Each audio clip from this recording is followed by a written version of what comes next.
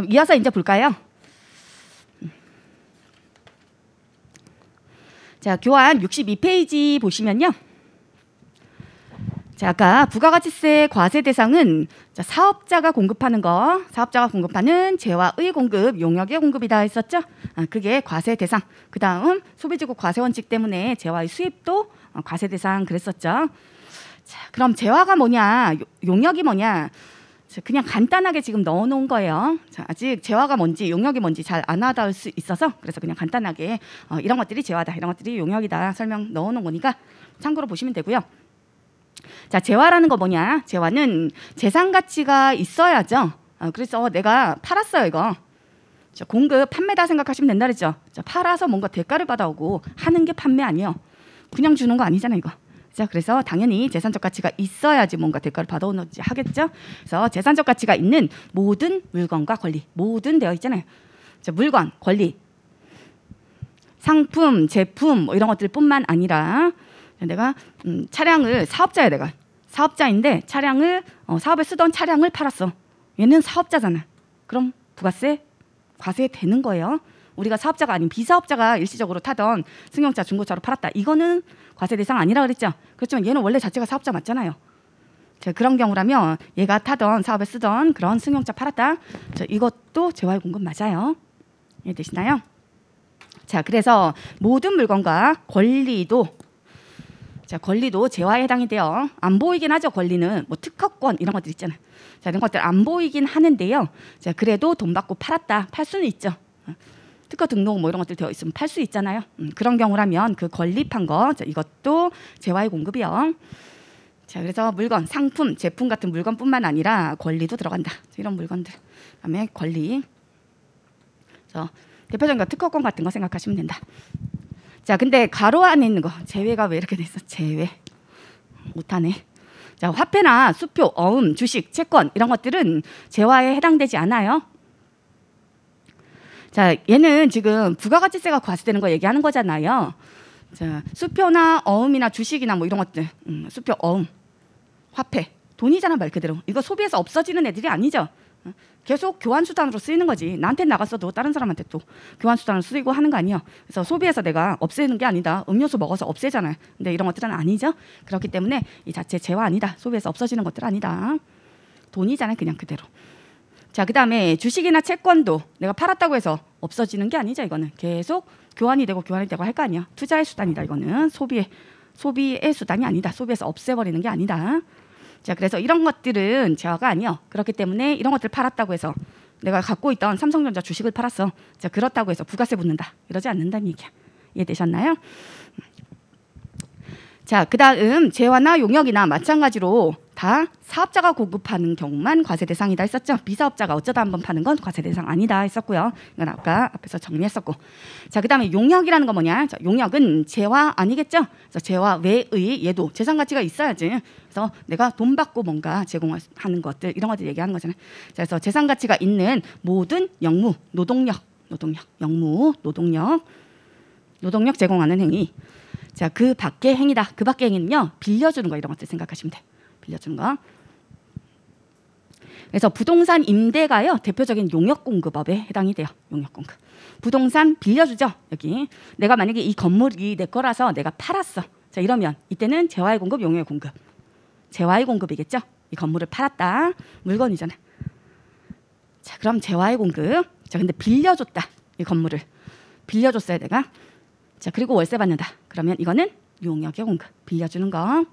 아예 건물 자체가 넘어간 건 아니죠. 자, 빌려주는 거. 그게 그 밖의 행위다. 그래서 대여, 임대 얘기하는 거죠. 임대. 대여, 빌려주는 거 얘기하는 거다. 됐나요? 자, 그래서 용역 공급업에 해당되는 거 이거는 그래도 좀 추상적이죠. 아무래도 눈에 보이는 게 아니니까 용역이라는 게. 그러다 보니까 이게 용역 공급업인지 아니면 재화 공급업인지 약간 애매한 것들이 있겠죠. 그래서 이런 것들은 용역을 공급하는 업종으로 볼 거야. 자, 이런 식으로 부가가치세법에 규정을 하고 있어요. 원래는 이런 업종 구분은 세법에서 따로 규정을 하고 있지 않고요. 다른 세법을 이제 차용하는 것, 다른 법을 차용하는 것들이 많이 있다 그랬죠. 그래서 얘는 통계청에서 고시하는 그 산업 표준산업 분류라는 게 있죠. 그 표에 따라서 업종이 구분이 되어 있거든요. 그거 그냥 갖다 쓰는데, 근데 이 용역공급업은 너무 추상적이라는 얘기예요. 그래서 사람들이 판단하기 힘들죠. 그래서 이런 것들은 용역공급업에 해당된다. 자, 이렇게 부가가치세법에서 규정을 하고 있어요. 그래서 건설업, 내가 건물을 지어준다 이거죠. 그러면 그 건물 지어줄 때요, 내가 자재 같은 거 이런 것들도 보면 그 건물 주인 있죠. 건축업자라 할게요. 건축업자가 다 사다 줘요, 자재를?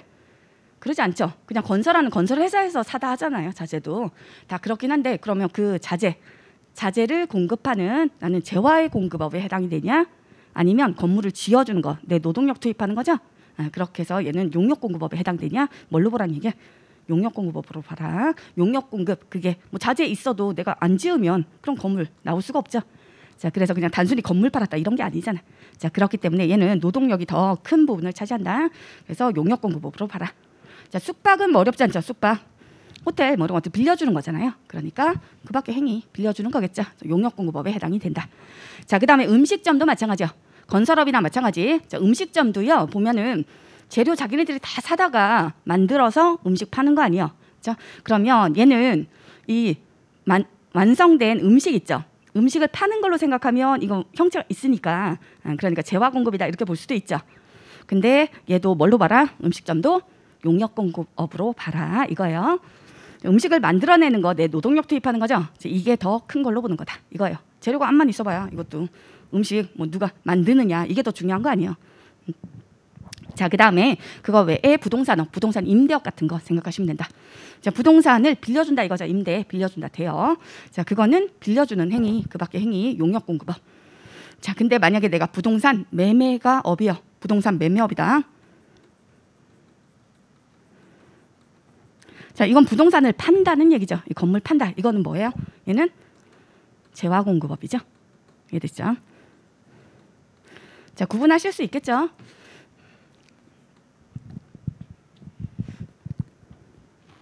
자, 그다음에 아까 권리도 재화다 그랬잖아요. 특허권. 자, 특허권을 내가 팔았어요. 돈 받고 그냥 딴 사람한테 넘겼어. 명의를 넘겼다. 자, 이러면 재화의 공급 아니면 용역의 공급. 안 보여도 권리 공급하는 거 재화 공급이다 했었죠. 권리 재화에 해당된다. 자, 팔면 재화의 공급. 자, 근데 특허권을 완전히 판 게 아니고요. 이 특허를 활용해서 뭐 물건 만들어낼 수 있도록 내가 5년이면 5년 이렇게 빌려줬어. 자, 이거는 용역 공급이겠죠. 빌려주는 거 용역 공급이다 그랬죠. 그래서 재화 등을 빌려주는 게 그 밖에 행위에 들어간다 생각하시면 돼. 그 용역 공급업 됐죠. 자, 둘 다 사업자가 공급하는 것만 과세 대상이다 그랬죠. 됐고요. 더 자세하게 그 재화가 뭐냐 용역이 뭐냐 이런 것들은 나중에 기본 이론에서 또 보실 거고요. 자, 그 다음 페이지 넘어가 보세요. 63페이지. 자, 63페이지 보시면요. 영세율. 자, 영세율이 적용되는 경우, 자, 그런 경우에 이 소비자의 이 부가가치세 부담, 소비자가 부담한 게 결국에 최종 소비자가 부담하는 세금이잖아요. 이거 부가가치세. 그러면 얘가 부담한 게 국가의 세수입이 되겠죠. 우리나라의 세수입. 자, 이게 얼마가 되냐? 그거 하고요. 그 다음 페이지는 면세 나와 있죠. 면세. 64페이지에 나와 있는 건 면세 제도예요. 그래서 영세율하고 면세하고 비교하셔야 되거든요. 자, 영세율은 어떤 게 영세율이 적용되냐? 그 영세율 적용 대상 있죠. 대상 당연히 중요하겠죠. 자, 이런 것들만 영세율 적용이다. 이거 규정을 해놨겠죠. 제법에 열거해놨겠죠. 그런 것들만 영세율. 아까 대표적인 거 뭐라고요? 수출이다 했었죠. 재화의 수출. 재화 수출하면 영세율 그랬잖아요. 0%로 과세할게. 그래서 우리나라 부가가치세는 싹 없애고 내보내라 했었죠. 자, 그다음 원래 부가가치세는 일반 소비세다 했잖아요. 일단 부가가치세 다 붙는 게 원래 원칙이다. 자, 영세율도 과세 안 되는 게 아니라 그랬죠. 0%로 과세한다 그랬어요. 자, 근데 면세는 아예 부가가치세가 면제된다는 얘기. 그래서 그거는 누가 취급해도 다 면제가 된다 이 얘기라 그랬죠. 어떤 특정한 상황에서만 면제 이게 아니다. 그래서 아예 면세는 이런 것들은 부가세 안 붙일게 하고 세법에 열거를 해주고 있다. 부가가치세법에 그것만 면세, 나머지는 다 과세.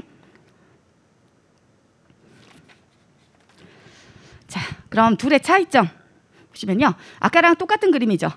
처음 봤던 그림 부가가치세법에서. 자, 처음 봤던 그림하고 똑같아요. 그런데 여기서 요 소매상 있죠? 자, 얘가 수출하는 애야. 수출업자란 얘기야. 자, 수출업자에서 여기 단계가 수출이다 해볼게요. 국경을 넘어가요. 그래서 수출에 해당이 된다. 그래서 얘가 지금 최종 소비자가요. 국외에 있는 애가 된다 이 얘기죠. 그래서 국외의 소비자. 소비하는 국외에 있다. 자, 얘한테 물건을 보내준다. 그럼 재화의 수출이죠. 자, 이런 경우에 우리나라 부가가치세 세수입 얼마냐? 이 최종 소비자, 국외 소비자이죠. 자, 얘가 우리나라 부가가치세 부담하는 게 얼마냐? 자, 계산해 볼게요.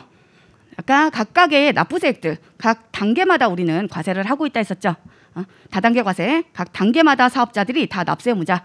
자, 그럼 제조상은 얼마 갖다 내면 돼요? 부가가치세. 매출세액 40, 그죠? 40. 매입세액 없죠? 뺄 거 없죠? 자, 그럼 납부세액 40이죠. 자, 그다음 도매상의 매출세액은 얼마? 자기 단계 부가가치까지 붙여서 1,000에 팔죠? 거기에 10%. 자, 그래서 매출세액 100. 자, 근데 뭘 빼줘야 된다고요? 전 단계의 매입세액.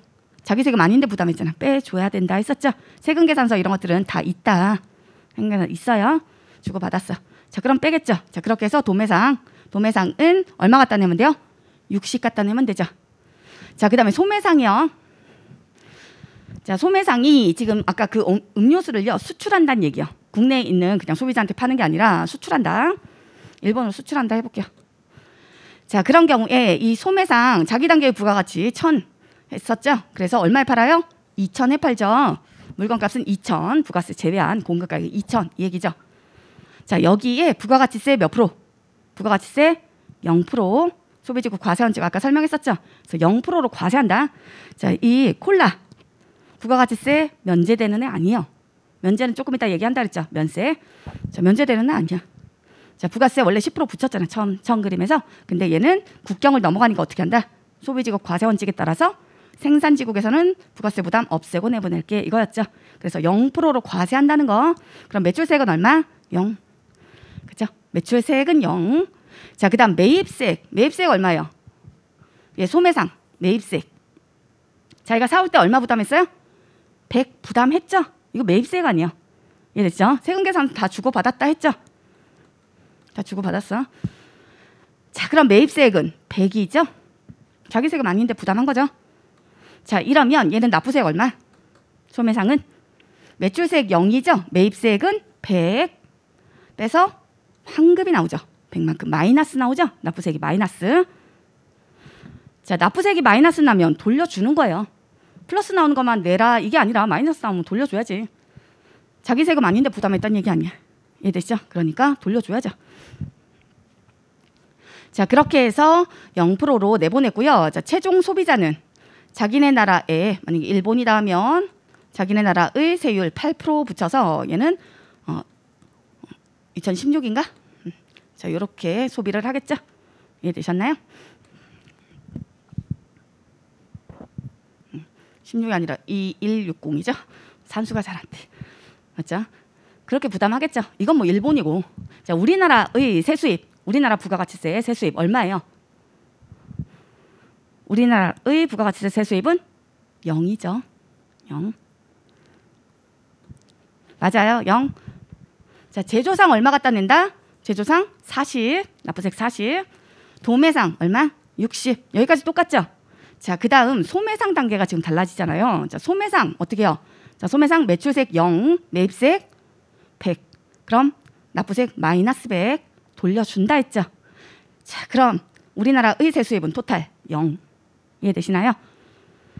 자, 그래서 여기 얘가 지금 영세율이 적용되는 애죠. 자, 영세율이 적용되면 그러면 완전 면세다 이거예요.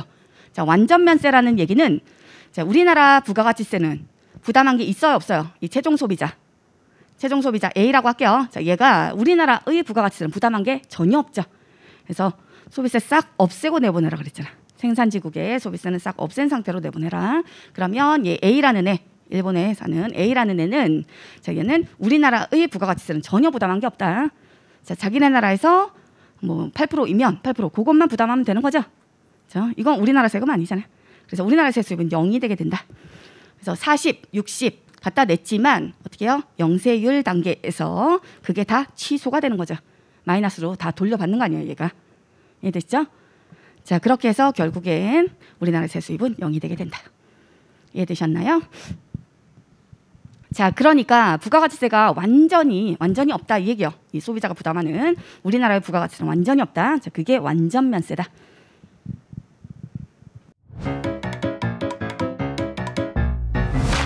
에듀윌 유료 회원만의 특별한 서비스.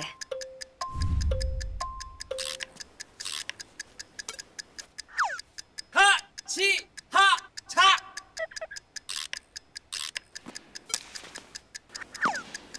하치하차 정답! 같이 하자 친구야. 에듀윌 유료 회원.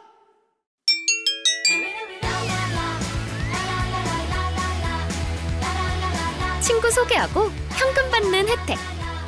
오직 에듀윌 유료 회원에게만. 에듀윌. 됐죠?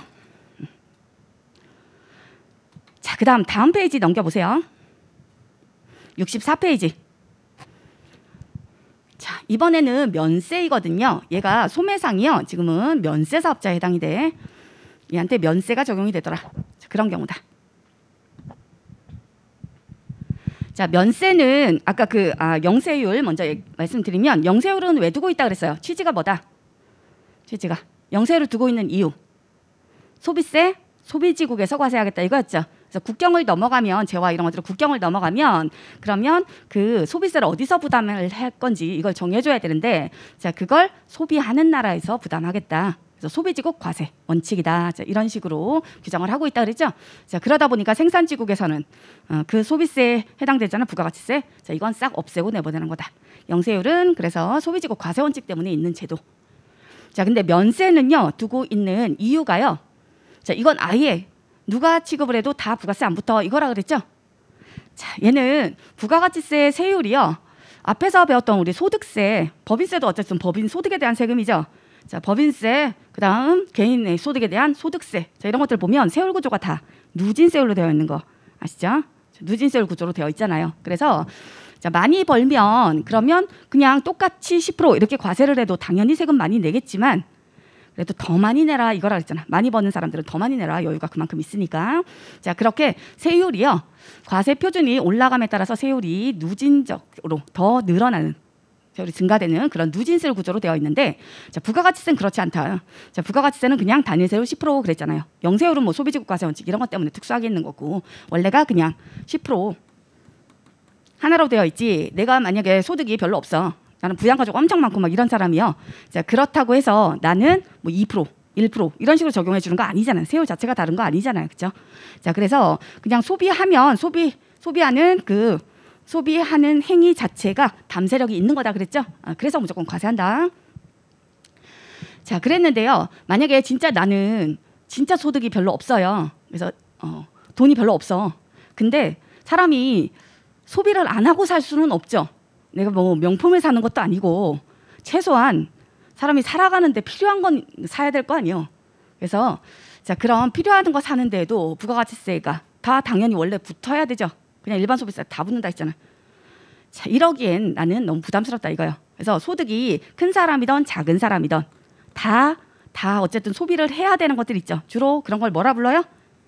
기초생활 필수. 사람이 살아가는데 꼭 필요한 그런 재화나 용역이 되겠죠. 그래서 주로 뭐 기초생활 필수품이다 이런 식으로 부르잖아요. 자, 이런 것들은 돈이 많던 적던 간에 내 소득이 많던 적던 간에 다 소비를 해야 된다는 얘기죠. 자, 그럼 뭐 돈이 많은 사람은 소득이 큰 사람은 부가가치세 부담하는 거 10% 내는 거 그게 부담되지 않겠지만 소득이 진짜 없는 사람 뭐 유치원생이야. 유치원생이 음료수 사 먹을 때 200원 부담하는 거 우리 같이 뭐 성인이 아무래도 더 돈이 있을 테니까 여유가 이런 사람이 이건 부담하는 거 차이가 있을 거 아니에요. 자, 그래서 소득이 없는 사람도요. 어쨌든 우리는 부가세 단일세율 10% 이렇게 단일세율로 두고 있다 보니까 자, 이런 것들을 사람이 살아가려면 꼭 필요한 건데 자, 이런 것들 소비하는 데에도 부가세를 물어야 된다는 얘기야. 자, 그래서 어떻게 하겠다? 세율 구조를 달리하지 않고요. 자, 이런 것들은 꼭 필요한 거니까 이거는 아예 부가세 안 붙일게 이거예요. 자, 그게 뭐다? 면세다. 면세. 면세는 아예 부가세가 안 붙는 걸 얘기한다. 면제된다. 면제. 0%로 과세가 아니야. 아예 이 자체가 이 품목 자체가 부가세가 아예 안 붙는 거야. 자, 그걸 면세라고 얘기를 한다. 세부담이 아예 면제됐다 이 뜻이다 생각하시면 되죠. 그래서 뭐 들어가겠어요? 기초생활 필수 재화 용역. 사람이 살아가는데 꼭 필요한 거 밥 해 먹어야죠. 그래서 그 미가공 식료품 이런 것들 있죠. 미가공 농축수 임산물. 고기도 가끔 먹어야 될 거고 뭐 대부분 뭐 채소 이런 것들 먹겠죠. 그런 것들 사다가 내가 밥 해 먹고 쌀 사다 밥 해 먹고 해야 될 거 아니에요. 자, 그래서 그런 것들은 부가세 안 붙어요. 그래서 부가세가 면제다. 면제. 이해되시죠? 근데 가공이면 붙어요.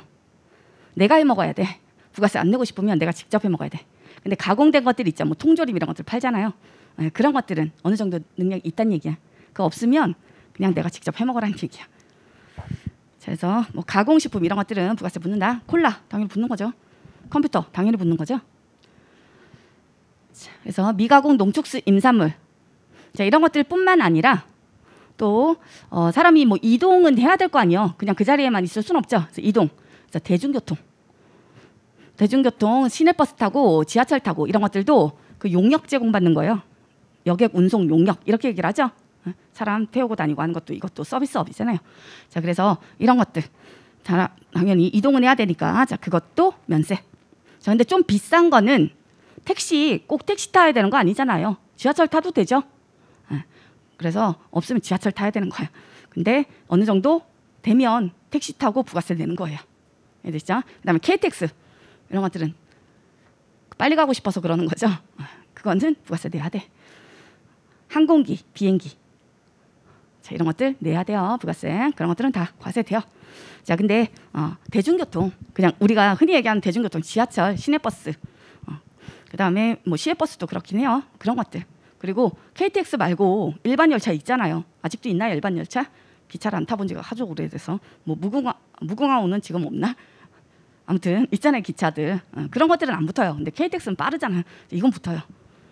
그러니까 없으면 시간도 많아야 되고 내가 다 해먹어야 되고 이런 거예요. 그렇지 않으면 부가세 내라. 그거예요. 그다음에 병원은 가야 될 거 아니에요. 자, 그래서 의료 용역 이것도 면세. 의료 용역. 진료 용역. 병원 가서 진찰받고 하는 거 있죠. 그런 것들 면세. 근데 돈이 있어야 하는 거 관리 있잖아요. 뭐 성형, 미용 이런 것들 있죠. 그런 건 과세. 그렇죠? 자, 그다음에 교육 중요하죠. 교육은 누구나 다 받아야 되죠. 그래서 교육 용역 이런 것들 면세. 이해되시죠? 자, 그런 것들은 부가가치세가 면세되는 대상으로 아예 부가가치세법에 면세 대상으로 쭉 열거를 해두고 있어요. 열거는 그것만 면세 이 뜻이다 그랬죠. 그 외에는 다 과세. 자, 그래서 소비세 그냥 부가가치세 세율은 딱 단일세율 10%다 보니까 소득이 적던 많던 간에 다 똑같이 세부담을 해야 된다. 자, 그러면 아무래도 소득이 적은 사람이 부담을 크게 느낄 거다. 세부담을 크게 느낄 거다. 자, 그런 사람이 살아가는데 꼭 필요한 이런 것들은 그럼 아예 면제를 해줄게. 자, 이러면 소득이 적은 사람만 면제가 되고 소득이 많은 사람은 내야 돼요? 그게 아니죠. 누가 소비를 하든 다 면제예요. 그렇죠? 그렇지만 다 같이 면제가 돼도요. 그 혜택은 주로 이런 것들을 소비하는 자 소득이 적은 사람이 많이 할 거잖아요. 그래서 그런 사람들이 더 혜택은 크게 느끼겠죠. 그래서 두고 있는 제도가 면세제도이다. 자, 면세제도는 두고 있는 취지가요. 세부담의 역진성 완화다 이렇게 얘기를 해요. 자, 부가가치세라는 세금의 부담이 역진적이다 이 얘기죠. 그걸 역진적인 그 세부담을 좀 줄여주겠다. 그걸 완화시키겠다. 자, 그래서 두고 있는 제도가 면세제도이다. 자, 우리가 소득세 세율 그다음에 법인세 세율을 뭐라 불렀어요? 초과 누진세율이다 이렇게 불렀죠. 누진적으로 세율 자체가 늘어나잖아요. 자, 이걸 누진세율 더 많이 과세한다. 누진적으로 누진세율 얘기했는데요. 자, 얘는 세금 부담이 역진적이다. 자, 이 얘기는 소득이 많은 애가 오히려 세금 부담 적게 느끼고 소득이 적은 애가 크게 느끼고. 자, 그걸 완화하기 위해서 두고 있는 게 면세제도이다.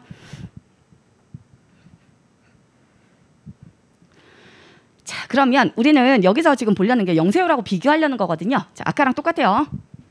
음료수 뭐 이런 것들 구입을 했는데요. 자, 이게 얘가 최종 단계 요 소매상이요. 면세. 자, 면세가 적용되는 면세 사업자에 해당이 되더라. 이거예요. 자, 면세 사업자인 경우에 이 음료수 팔면 이건 과세이죠. 그래서 음료수로 생각하지 마시고요. 자, 내가 쌀 가게이다. 쌀 팔아요, 쌀. 미가공 식료품. 쌀 밥은 해 먹어야죠. 그래서 쌀 판다 생각해 볼게요. 자, 그러면 나는 이런 품목 취급하면 면세 사업자. 면세만 취급한다. 자, 아무리 쌀 가게라 하더라도요. 자기네 직원들 뭐 음료수 사 먹이고 할 수 있죠. 그래서 매입할 거 아니에요. 자기 직원들 복리후생 목적으로 쓰는 거 이것도 사업에 쓰는 게 맞죠. 자, 그래서 이렇게 매입해왔어요. 그럼 여기 단계까지는 똑같죠? 아까랑 똑같아. 근데 달라지는 건 예, 소매상 단계가 달라지겠지. 그래서 제조상 단계의 납부세액 40, 그 다음에 도매상 단계 납부세액 60이죠. 자, 여기까지는 똑같다. 그 다음에 예 단계, 소매상 단계. 자, 소매상 단계에서는요. 자, 얘는 자기 단계 부가가치 1000을 더 붙여서 그냥 팔겠대요. 그냥 1000을 더 붙여서 팔겠다. 그러면 2000에 원래 팔아야죠. 아까 제일 처음에 봤던 그림. 자, 2000에 원래 10% 붙으면 이제 200만큼 소비자로부터 징수에다 갖다 내면 되는 거 아니야. 그렇죠? 근데 얘가 면세가 된다. 자, 이러면 이 품목 자체는 면세가 아니지만 그냥 영세율하고 비교하려고 그래요, 지금. 자, 그러면 얘는 자, 이걸 2000에 팔 수 있냐? 그렇지 않아요. 자, 얘가 지금 소매상 자기가 사올 때요. 음료수 사올 때 100만큼 부담하고 샀죠. 이거 얘의 매입세액이다 그랬었죠. 그럼 매입세액 얘를 매출세액에서 빼주는 거다 했었잖아요. 자, 그렇게 해서 납부세액 아까 뭐 100 이런 식으로 나왔죠. 근데 얘는 요 매입세액 공제를 해주냐 빼주냐 매출세액에서 빼주지 않아요. 매출세액 자체가 안 나오는 애죠. 그래서 매출세액은 원래 없어. 매출세액 면세다 그랬잖아요. 그래서 매출세액 얘가 공급하는 건 다 부가세 안 붙는 애야. 그렇기 때문에 매출세액 자체 없다. 자, 이런 애한테 매입세액 공제 해주냐? 자, 면세만 하는 애는요. 아예 부가가치세가 과세 안 된다 이 뜻이기 때문에 부가가치세법상 사업자가 아니요. 자, 부가가치세법상 납세 의무자는 누구라고요? 사업자다 그랬었죠. 사업자 정의는 이따 보실 거다 했었고요. 자, 사업자가 부가가치세 납세 의무자. 그런 애들은 그러니까 부가가치세 과세 사업자를 얘기하는 거 아니에요. 매출세 붙고 이런 애들 얘기하는 거지. 자, 근데 얘는 면세 물품만 취급하고 있고 이러면요. 아예 얘는 부가세 납세 의무가 전혀 없는 거예요. 그렇기 때문에 부가가치세법상 사업자 자체가 아니야. 자, 그럼 신고납부 이런 것도 없거든요. 부가가치세법상 의무 이런 것들 이행해야 되는 거 없어요. 원칙이 없어. 있는 건 예외인 거고요. 원칙이 없어요. 자, 그럼 신고납부 이런 것도 안 하는데 매입세 공제 이런 거 당연히 없다. 자, 그리고 이 매입세액을 공제를 해주는 이유가 뭐라 그랬어요? 도매상 매입세액 40 공제해주는 이유 뭐예요? 자, 100이 이게 자기 공급가액의 10% 아니요. 이 공급가액 자체가 여기까지 누적된 부가가치다. 그렇기 때문에 매입세 공제를 해주지 않으면 누적과세가 일어난다 그랬었죠. 그래서 해주는 거다. 근데 면세 얘는 부가세 없는 애 아니야. 매출세가 없잖아. 0. 근데 매입세 공제 이런 것들 해주지 않는다. 누적과세 아니란 얘기잖아. 이해되셨나요? 그래서 매입세 공제가 없어요. 그래서 지금은 아예 부가가치세법상 사업자가 아니다 생각하세요. 그렇기 때문에 매입세 공제라든지 이런 것들 적용되는 거 없다. 부가가치세법상 사업자한테 적용하는 거다. 이런 것들은. 자, 그러면 면세 사업자가요. 자기가 사온 물건가 자, 얼마라고 생각하겠어? 면세 사업자는 1000이라고 생각하겠어요? 물건가? 자, 100을 돌려받으면 이건 돌려받을 거니까 자기는 1000에 사왔다. 여기에다가 부가가치 더 붙여서 이렇게 팔면 되겠죠. 자, 근데 이거 돌려받아요? 못 돌려받아요? 못 돌려받는다 그랬지. 이거 돌려받는 거나 마찬가지 아니에요. 매입세액으로 공제 들어간다는 얘기는. 그만큼 줄이는 거 아니야. 근데 이게 된다 안 된다? 안 된다 그랬죠. 매입세 공제 같은 거 없다. 그렇죠? 그러니까 이 소매상은 자기가 얼마에 사온 걸로 생각한다? 1000이 아니라 1100에 사온 걸로 생각하지.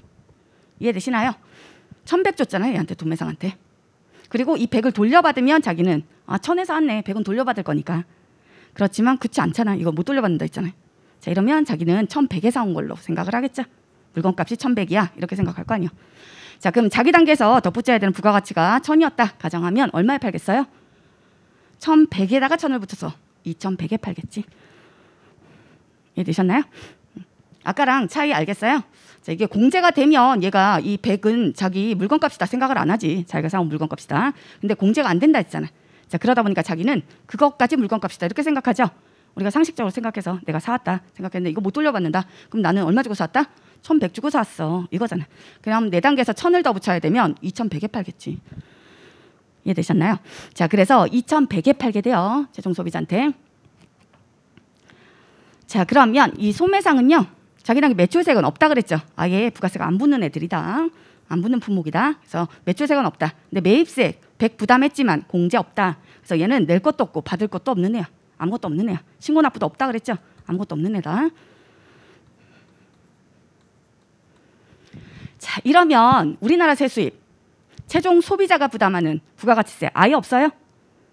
원래는 뭐 영세율이 됐던 면세가 됐던 이런 것들 없으면 원칙적으로면 최종 소비자가 소비한 부가가치는 각 단계 부가가치 합친 2,000이잖아요.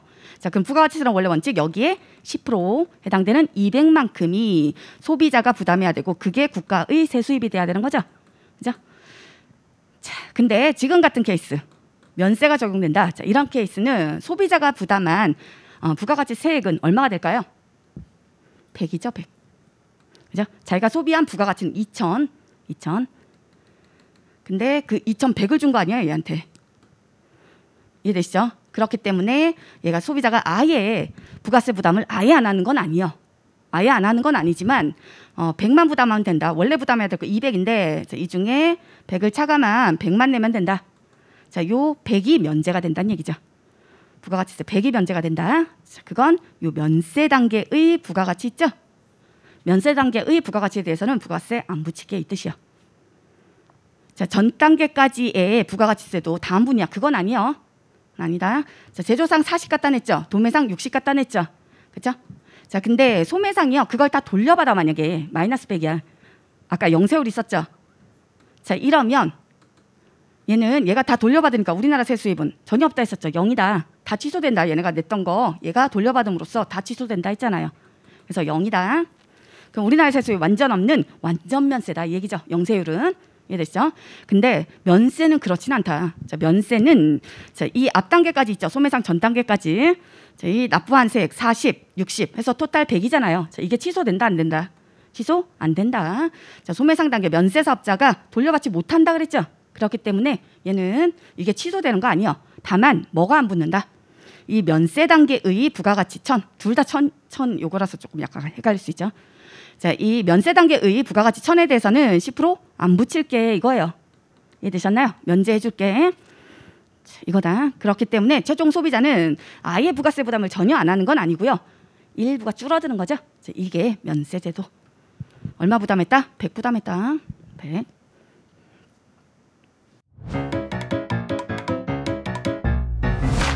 에듀윌 유료 회원만의 남다른 서비스.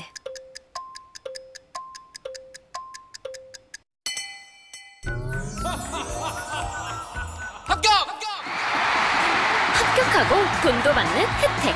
오직 에듀윌 유료 회원에게만. 에듀윌. 무료 합격!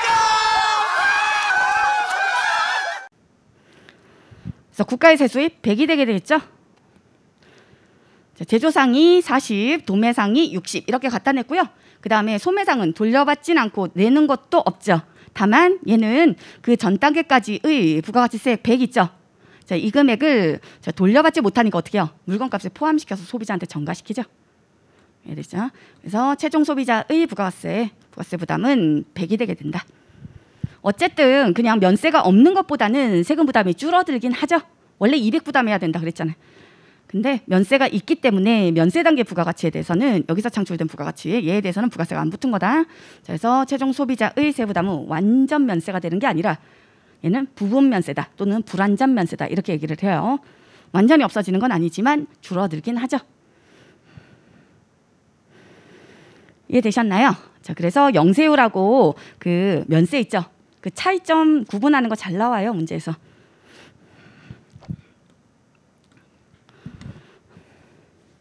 자, 면세를 왜 부분 면세 또는 불완전 면세다 이렇게 부르는지 이해되시죠? 지금 100은 부담해야 된다 이거요.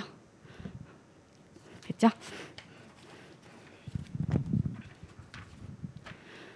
자, 다음 페이지 넘어가서요. 자, 이제 거의 끝나가요. 여태까지 지금까지 본 거는 이제 부가가치세 특징이 있죠. 그런 내용들 다 설명드린 거고요. 자, 이제는 나머지 알아야 될 거 아니에요. 자, 납세 의무자 누구냐, 그렇죠? 그 다음에 과세 기간 얼마 만에 신고 납부하냐, 그리고 신고 납부 기한은 언제까지냐. 자, 그 다음에 납세지 어디냐, 이런 것들 다 배웠었죠 앞에서. 그런 거 이제 정리하신다 생각하시면 돼요. 자, 부가가치세의 납세 의무자는 누구라고요? 자, 신고 납부해야 될 의무가 있는 자, 세법에서 규정하고 있는 자를 납세 의무자 이렇게 얘기를 하는데요. 자, 근데 그 누구라고요? 각각의 사업자다. 각 단계마다 과세한다. 그래서 각 단계의 각 사업자가 납세 의무자다 그랬죠. 각각의 사업자들. 소비자는 부담만 하는 거다. 갖다 내는 건, 신고하고 납부하는 건 사업자가 해라. 각각의 사업자들. 자, 근데 아까 과세 대상 재화의 공급, 용역의 공급은 사업자가 공급하는 것만 과세가 맞다 그랬죠. 근데 뭐는 사업자 여부 안 따진다 했어요. 재화의 수입이다 그랬었죠. 자, 재화의 수입은 소비지구 과세 원칙 때문에 국경을 넘어올 때 그때 그 나라 수출하는 나라에서 소비세 싹 없애고 내보내니까 소비하는 나라에선 붙여야 된다 이거였었죠. 그래서 얘는 소비지구 과세 원칙 때문에 있는 거기 때문에 꼭 수입자가 사업자여야 된다? 그렇지 않다. 그렇죠? 수입자가 사업자인지 여부 상관없다. 상관없이 과세 대상. 그래서 밑에 있는 것은 아까 직구 설명했었잖아요. 그래서 개인적인 용도로 수입하는 경우에도 납세 의무는 있다. 소비세는 부담하고 써야죠. 우리가 소비자다 하더라도. 그렇기 때문에 납세 의무 있는 거다. 사업자 아니어도. 사업자 여부에 관계없다. 이해되시죠? 세관에서 걷어간다 했었죠. 그래서 관세를 수입하면 그 수입자에 대해서 수입 신고할 거 아니에요. 그러면 그때 관세를 내는 거예요. 자, 그러면서 부가가치세까지 신고 납부하게 된다. 됐죠? 그래서 세관에서 떼는 거다. 그거 외에는 재화의 수입 외에는요. 그럼 사업자가 공급하는 경우가 과세 대상이기 때문에 사업자 각 단계의 사업자가 납세 의무자가 되게 된다. 자, 사업자의 정의. 사업자의 정의는 사업성, 이 얘기는 계속 반복성을 얘기한다 그랬죠. 자, 그리고 독립성, 자기 계산, 자기 책임 하에. 자, 손해 봐도 내 거, 이익 봐도 내 거 그랬었죠. 자, 그렇게 재화 또는 용역, 자, 이런 것들 공급하는 자를 얘기하겠죠. 자, 이거는 앞에서 봤던 소득세법에서요. 사업자 있었잖아. 거기서 사업소득 있었잖아요. 그거랑 똑같아요. 자, 근데 차이점. 뭐 법인세도 마찬가지인데 차이점 부가가치세는 뭐가 상관없다? 영리성 상관없어요. 이게 중요한 거다. 부가가치세법. 그래서 얘만 차이가 있죠. 소득세나 법인세는요. 걔네들은 영리성 따졌죠. 법인세에서 비영리법인이다. 그러면 비영리법인의 고유목적 사업이다. 자기 그 공익목적 사업 있잖아요. 뭐 학교 이런 데들 학술 그런 것들 제공하고 교육 영역 제공하고 이런 것들은 과세 대상 아니다 했었죠. 근데 얘가 수익 사업을 한다면 거기에 한정해서 과세 그랬잖아요. 비영리법인 기억나시죠? 비영리법인 주로 공익목적으로 이렇게 설립된 그런 법인들을 얘기한다 했었잖아요. 그리고 분배를 안 하는 애들. 자, 그럼 영리성 따진다는 얘기지. 법인세 기억나시나요? 소득세도 마찬가지요. 소득세에서 사업소득 있죠. 사업소득도 다른 정의는 맞거든요. 사업상 독립적. 자, 이건 맞아요. 자, 근데 얘는 얘기 안 했잖아요. 그죠? 영리성 따져요. 그것도. 그래서 꼭 비영리법인처럼 법인세법에서 비영리법인처럼 그런 공익성이 있는 뭐 연구 용역을 제공한다든지 나는 막 연구만 하는 단체야. 자, 그런 데들은 개인 사업자인 경우에도 사업소득세 과세 안 해요. 그래서 소득에 대해서 과세하는 법인세, 소득세 이런 것들은 영리성 여부 따지거든요. 근데 부가가치세는 안 따진다. 상관없이 납세 의무자인 사업자에 해당이 된다. 그래서 가장 대표적인 거 국가나 지방자치단체. 지자체 조합은 그냥 합쳐진 거 얘기하는 거예요. 그래서 국가나 지방자치단체당 또는 법인격 없는 사단, 재단 나와 있는데요. 자, 이런 애들이 지금은 이거는 설명 들어가면 좀 길어지거든요. 그래서 얘는 비영리법인이다 생각하시면 돼. 지금은 그냥 그렇게 생각하세요. 무슨 협회 막 이런 데들 있잖아요. 자, 비영리법인 이런 데들도 납세 의무자 해당이 된다. 앞에서 법인세법에서요. 국가나 지방자치단체 이런 데들은 아예 비과세법인 그랬었죠. 법인세 납세 의무 다 전부 다 없다 했었잖아요. 근데 부가가치세는 그렇지 않다. 얘네도 납세 의무자에서 제외되는 거 아니에요. 자, 영리성 상관없다는 거. 왜 그런다? 왜 얘는 영리성 안 따져요? 소득세는 영리성 따지는데 부가가치세 영리성 안 따지는 이유? 자기가 번 자기 세금을 갖다 내는 게 아니잖아. 이해되시죠? 이 사업자들은 납세 의무자로 두고 있는 것뿐이지 세금을 부담하는 자는 담세자, 소비자잖아요. 소비자. 그럼 소비자한테서 거래징수 했다. 이러면 갖다 내야지. 누가 됐든 간에. 이해되시죠? 그러니까 당연히 영리성 안 따지죠. 영리성 상관이 없지. 내가 영리냐, 영리법인이냐, 비영리법인이냐 상관없지. 어쨌든 부가가치세가 과세되는 재화나 용역을 공급을 했다면 부가세 거래징수 했을 거 아니야. 자, 그러면 갖다 내야죠. 그래서 국가나 지방자치단체가 공급하는 재화, 용역 이런 거 있죠. 이런 것들도 대부분은 면세라 그랬죠. 아예 부가세 안 붙여요. 국가에서 제공하는 것들 이런 것들은 대부분 공익성이 있을 거 아니에요. 그래서 공공의 이익을 위한 거니까 대부분 부가세 안 붙는데요. 붙는 것들이 있다 그랬잖아요. 민간하고 경쟁하는 이제 그런 업에 해당되는 걸 국가 등이 공급한다. 그래서 이거는 민간하고 경쟁하는데 국가에서 공급하는 것만 싸다. 그럼 그것만 사람들이 소비한다 그랬잖아요. 자, 그렇기 때문에 이런 것들은 과세해야지. 대표적인 게 뭐라고요? 대표적인 게 우체국 택배. 자, 국가에서 공급한다고 우체국, 통신부 공급한다고 얘만 부가세 안 붙인다. 그럼 그거밖에 이용 안 하겠죠 사람들이? 자, 그렇기 때문에 민간하고 경쟁하는 업종이라면 아무리 국가 등이 공급한다 하더라도 그때 과세해요. 부가가치세 붙어요. 자, 그럼 걷었으면 돼야지. 이해됐죠? 그 다음에 아까 KTX 얘기했잖아요. KTX 국가에서 공급하는 거 아니에요. 자, 그래도 납세 의무 있다 그랬죠?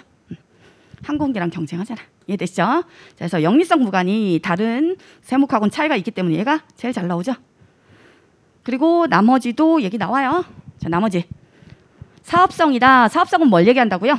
업이다. 계속 반복성을 얘기한다 그랬죠? 계속 반복성. 근데 그 근로소득하고 차이가 나는 거 우리 사업소득에서 배웠었죠? 자, 근로소득하고 차이가 나는 건 계속 반복성은 있는데요. 사업소득이 됐던 근로소득이 됐던 계속 반복성. 회사에서 계속 근무하는 거, 내 근로, 노동력 제공하는 거 아니에요. 자, 이것도 계속 반복성은 있어. 그렇지만 무슨 차이가 있다? 독립성이 있냐 없냐. 자, 근로자면 독립성이 없다. 그랬었죠? 자, 독립성이라는 얘기 얘는 자, 자기 계산, 자기 책임 하에 이 얘기잖아. 공급을 한다. 그럼 내 책임이다 다. 마이너스로 팔던 그러니까 적자 보고 유통기한 다 돼서 싸게 그렇게 적자 보고라도 팔든 아니면 엄청나게 이익을 뭐 얼마를 붙여서 팔든 자, 그거 다 내 거 아니에요. 자, 그게 자기 계산, 자기 책임하다.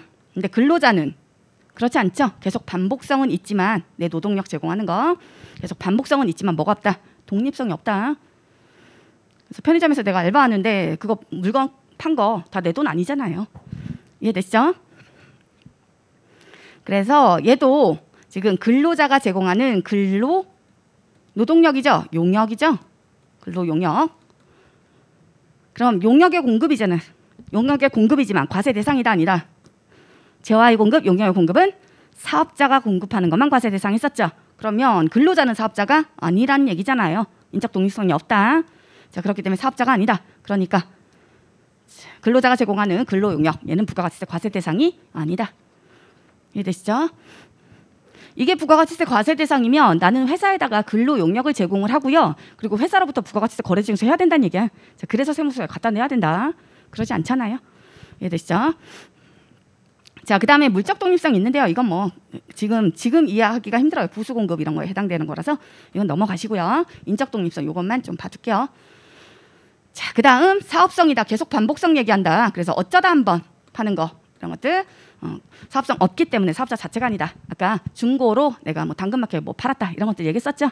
그런 것들 어쩌다 한번 파는 건데 사업성이 있다. 계속 반복성이 있다. 그러지 않잖아요. 그렇기 때문에 사업자 아니다. 그래서 부가세 과세 안 된다. 됐죠? 자, 그 다음 여기에 정의에 해당이 되면요. 그러면 원래 부가가치세가 과세되기 때문에 부가가치세 거래징수 해와야죠. 공급하면서 거래징수 해와야 되고요. 자, 그리고 사업하려면 사업자 등록 이런 거 해야 된다 그랬잖아요. 세무서 가서 등록해야 된다. 번호 받아야 된다 했는데요. 자, 이런 거 안 했어. 부가세 걷어와야 되는데 안 걷어왔어. 거래징수 안 했다. 또는 사업자에 해당이 되는데 사업자 등록 안 했어요. 자, 그런 경우라고 해서 납세 의무 없다. 당연히 그렇지 않겠죠? 이런 애들은 오히려 제재를 해야지. 자, 그래서 거래증서 안 했잖아요. 원래 내가 100원짜리 팔면요 10원 받아오란 얘기 아니요. 110원 받아오란 얘기인데 거래증서 안 했어. 난 100만 받았어. 자, 이러면 그 금액 안에 부가세까지 포함되어 있는 걸로 봐요. 내가 받아온 금액 있죠? 거기에 부가세 포함되어 있는 걸로 봐. 자, 그러면 그게 110%란 얘기 아니야. 원래는 100에다가 부가세 10% 붙여서 110을 받아와야 돼. 근데 이걸 거래증서 안 했어. 그래서 나는 100만 받았다? 그럼 이걸 뭘로 보겠다? 공급 대가로 보겠다 이거예요. 공급 대가.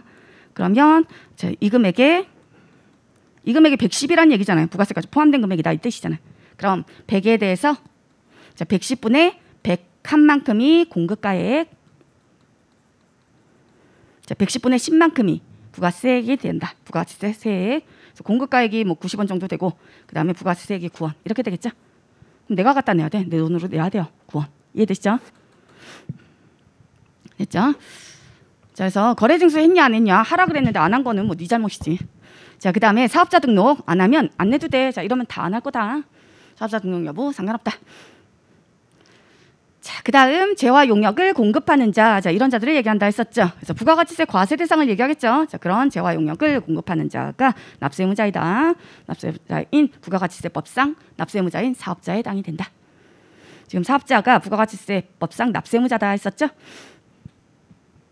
자, 면세 대상 재화 용역을 공급하고 있더라. 자, 면세 대상으로 부가가치세법에서 규정하고 있는 그런 재화나 용역, 아까 기초생활 필수 재화 용역 이런 것들을 공급하고 있더라. 쌀 팔고 있다. 자, 이러면 납세의무 없다 그랬죠. 부가가치세법상 사업자 아니다 이런 애들은. 그렇기 때문에 부가가치세법상 원칙 재반응이 다 없는 거예요. 근데 예외적으로 있는 게 있긴 한데요. 그건 예외적인 거고 원칙 부가가치세법상 납세의무자 아니다. 되셨나요? 자, 여기까지 보시고요. 10분 쉬었다가 이제 나머지 내용 얼마 안 남았어요 진짜로. 나머지 내용 정리할게요.